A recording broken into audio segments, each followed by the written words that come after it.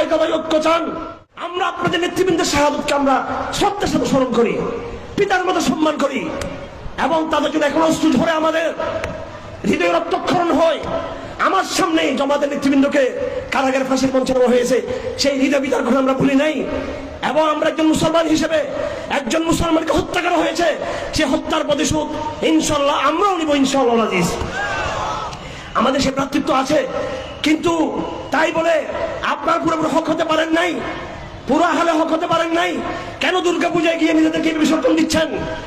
ভুল বুঝবেন না। 17 বছর আপনাদের পক্ষে ছিলাম, রাজপথে লড়াই করেছি, জামাত বলে শিবির বলে আমাদের কোমর ভেঙে দেওয়া হয়েছে, আঘাত করা হয়েছে। 50,000 1 লক্ষ শিবিরের ছাত্র সাক্ষী আছে, আমার সাথে যারা কারাগারে নির্যাতিত হয়েছিল, সেই কোরবানি কেন বলে যাচ্ছেন আমাদের?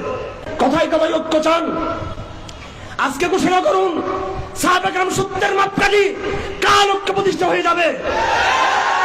ঐক্যের বুনিয়াদ সাহাবায়ে কেরাম। এটা বলতে সমস্যা কোথায়? সমস্যা কোথায় এটা বলুন, নির্দ্বিধায় বলুন, ঘোষণা দিয়ে বলুন যে মাওলানা মওদুদীর অনেক লেখার মধ্যে ভালো কিছু আছে।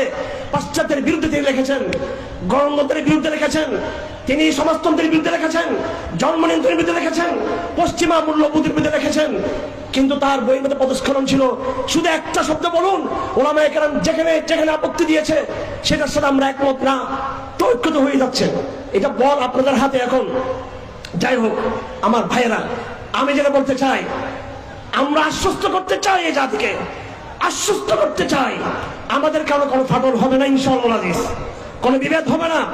ক্ষমতার জন্য কেন পাগল হয়ে গেছেন? ক্ষমতায় যাওয়ার আগেই আমেরিকাকে চাঁদা চাটতেছি, ভারতকে চাটতেছি, অমুককে চাটতেছি, হিন্দুদের মতো নিরহ জাতি এদেরকে চাটা শুরু করছি।